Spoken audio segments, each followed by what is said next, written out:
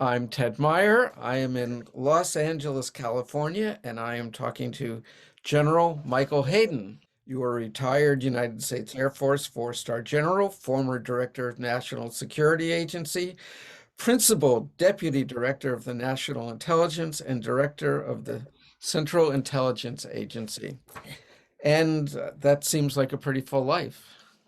Yes, well, it was. And I was 10, 20, 30, 40 years in the military. So let's start by talking about what's going on with you and your health. So you have partial Right. aphasia. Aphasia is hard, you know. I didn't know anything about aphasia. And now, of course, I know a lot about aphasia. I was there 1, 2, 3 years at my stroke. Okay. So in about 2 months, it'll be 1, 2, 3 years.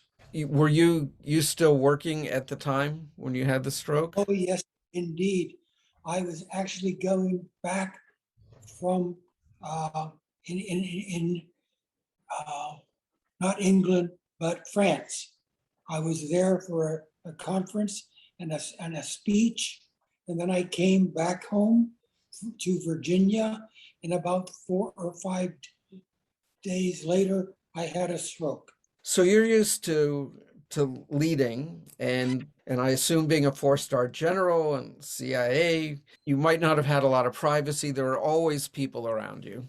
You always had someone to talk to, and they listened to everything you were saying. And then you get to the point where you can't really verbalize. So the first question is, after the stroke, were you still able to formulate words in your head and just not get them out? And was there this sort of sense of isolation, not having these big groups of people come to you for advice? When I had my stroke, I didn't do anything. It was very, very hard. So I was in the hospital for almost 2 months, and my wife said, "Well, you're coming back now, okay? And you have to know my name, okay?" And I said, "I'll try," and I was able to do it, and so I was able to go home. Were you able to were you able to think in words in your head and just not Oh, get yes, them out? I did. So let's just say in the hospital, okay, I had a TV, okay, CNN, and I'd watch it all the time. And I know exactly what's going on, but I didn't have any idea about saying it, you know? So my wife would come in or one of my kids, and I was up there, like it's going on and it's not good, it's not good. But I couldn't say anything about it. So they look at it and say, I know what's happening now, and so on. But I couldn't say it at all. So, I mean, getting back to how people used to sort of hang on your every word. I mean, we've all seen you on TV giving press conferences and briefings. You were sort of very stoic, like you didn't give a hint what was behind the facade, and that almost any inflection you gave could have affected world events. But now you're the inability to be that precise. Yes, indeed. And it's a real problem. So I do Twitter, okay? And it's hard for me to say that maybe 3 or 4 words, okay? And that's enough. And then I listen to people in Twitter. So I've done that.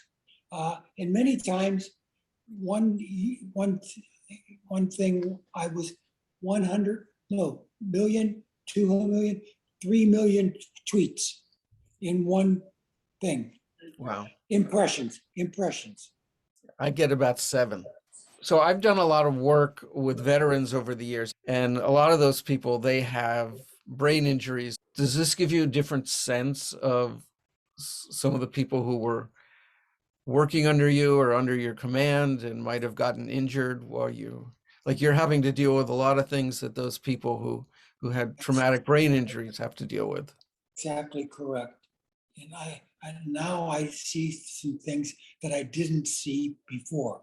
I know it's all part of the job, but does it make you rethink putting so many people in harm's way? No, that was my job. And I was very, very careful about that. But sometimes you have to do it. You know, the CIA or NSA, you know, that's part of the job, especially at CIA. You know, I was there almost 1, 2, 3 years. Okay. And there was a lot of responsibility for NSA or CIA, you know, and I think I did it well. Do you have any advice for some of these people who were under you that have brain injuries like this, as far as holding a family together? I mean, the pressure on your wife to sort of watch you and your kids, and so many of these guys are young with new families. Thank God my wife and the kids are really, really precious for me and vice versa, you know? And so if I'm thinking about people in the military and they're hurt, I hope they have the same thing that my wife did for me. Do you have advice for the couples that maybe, the marriage vows are better or worse, but a lot of people don't really think about the worse? That's exactly correct. And but my wife was very good. We were there 10, 20, 30, 40, 50, 51 years, you know, and she did a lot of things all the time, but now even more. My father-in-law, his question, he was in the military for years and years, and he was also married for a very long time, and he was talking about um, sort of the nonverbal communication between married couples that have been together for a long time, where you don't need words, but you can still get your point across. And the person knows what you're thinking from one word, or sometimes just a look with the eye. How much did that come into play for you guys? How much communication did you still have Yeah. when you couldn't So speak? yes, indeed. And it's a problem sometimes because I want to say something and I don't know how to say it, you know? But my wife is very good at that. And she'll say something, well, how about this? No, that's not right. How about this? Well, maybe, and so on. And, and later on, now, you know, this is almost 3 years now. And, and now I'm more willing to say it, not say it, but try different things.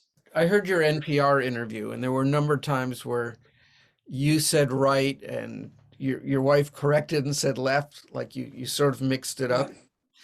And this yeah. gets back to sort of that idea that people used to wait on your decisions, whether it was people would bring you options and you would pick one, and everybody just said that's what he said, and now you get corrected from time to time.